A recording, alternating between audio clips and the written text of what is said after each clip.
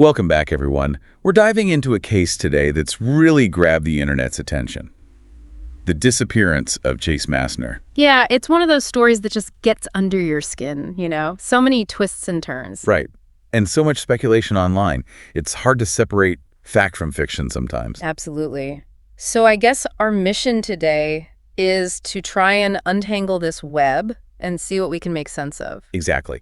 So for those who might not be familiar with the case, we're talking about Chase Massner. He was a 26-year-old Iraqi war veteran. Living in Canton, Georgia. Right. And he was married, had 2 daughters, but was struggling financially, working the night shift at a Quick Trip. And things weren't great with his wife, Amanda. No, there was some tension there. He was actually staying with his mother, Stephanie Cadena, at the time. Right. Which adds another layer to this whole thing. It really does. Okay, so March 26, 2014, this is where things start to get strange.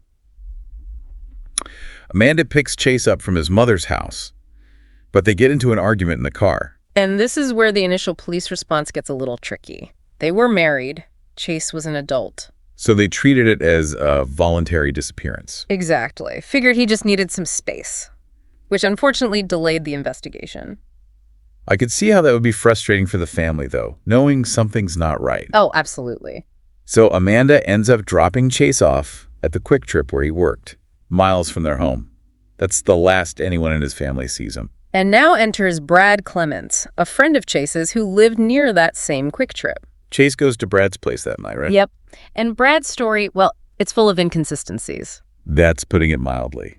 First, he claims to have seen Chase last, but then admits to taking Chase's phone and wallet. Said he wanted to keep Chase at his house. Which, if you're trying to help someone, seems counterproductive. You'd think. And then there's this whole thing with a dumpster at Brad's house that was never really investigated, and conflicting statements from roofers who were working there that day. It's just suspicious, right? Yeah, very.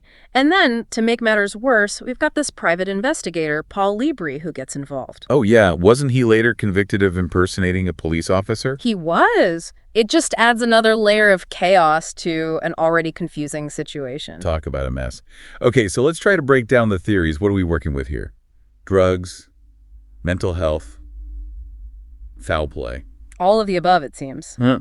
So, let's start with the drug angle. Remember, this was around the time Georgia was dealing with the surge in heroin use. Oh, right. Wasn't there that case with the Kennesaw State University student, Davis Owen? Exactly. Tragic story. He overdosed on heroin just days before Chase went missing. It was all over the news. And that probably just fueled the anxieties around Chase's disappearance, especially with some of the things being said about him. Right, like Brad mentioning Chase looking for roxicodone. And Amanda alluding to a possible heroin issue in that phone call with Brad. Ugh, that phone call. It's chilling, isn't it? You can hear the worry, but also maybe something else. It's hard to say for sure. Yeah, it definitely raises some questions. Okay, so then we have Chase's mental health to consider. He's an Iraqi war vet. There were reports he might have been dealing with PTSD, maybe even early signs of bipolar disorder. And PTSD, it can manifest in so many ways. It's not always the stereotypical flashbacks or nightmares.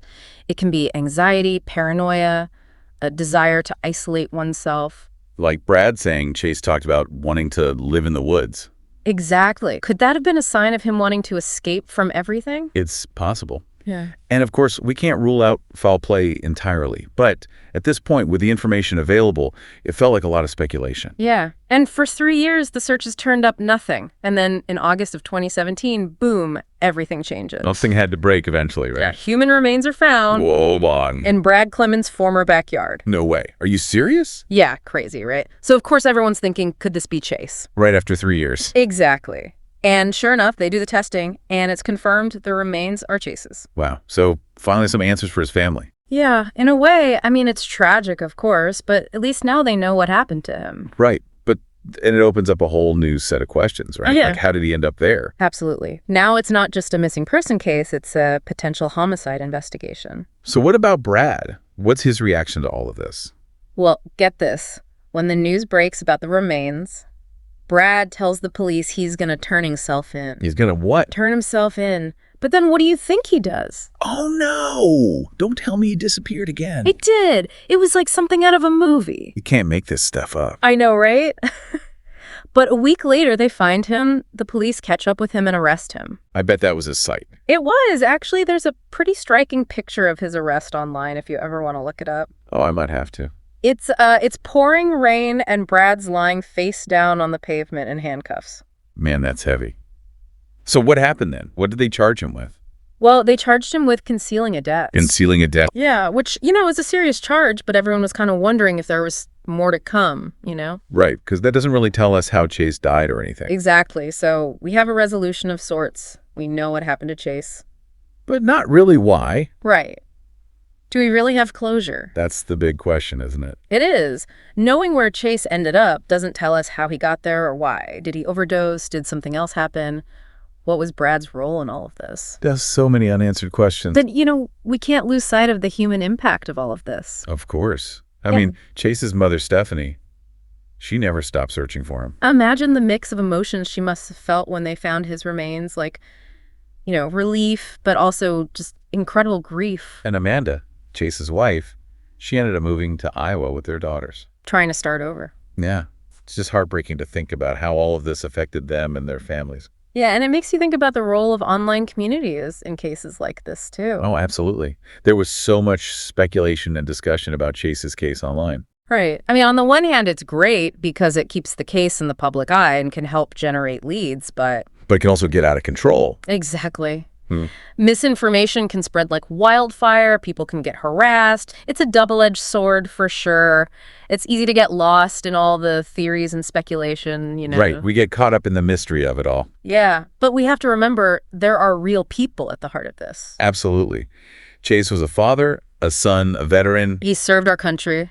And his story, it really highlights the struggles so many veterans face when they come home. Right. We know Chase might have been dealing with PTSD. And even though we can't know for sure how much that played into his disappearance. It definitely raises questions about the support we're giving our veterans. Are we doing enough, Exactly. And then you have Chase's father, Corbin. Oh, yeah. He made some strange comments online, right? He did, telling people to stop posting about Chase. It was kind of unsettling, to be honest. Yeah, like what did he know? Was he trying to protect Chase's memory?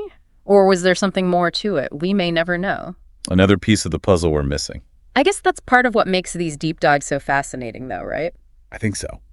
It's about exploring the complexities of it all. Yeah, the human element, the things we can't explain, the search for truth. Even when it's hard to find. Exactly. The Chase Massner case, it's a reminder that sometimes there are no easy answers. That's for sure. It's a story that asks us to be empathetic, to be curious, but also to be skeptical. To not just believe everything we see online. Right, because behind every headline, every theory, there's a real person whose life has been affected by this. Well said. So on that note, we'll leave you to ponder all of this.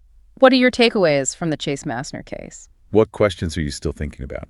Thanks for joining us on this deep dive. And until next time, keep searching for the truth wherever it may lead.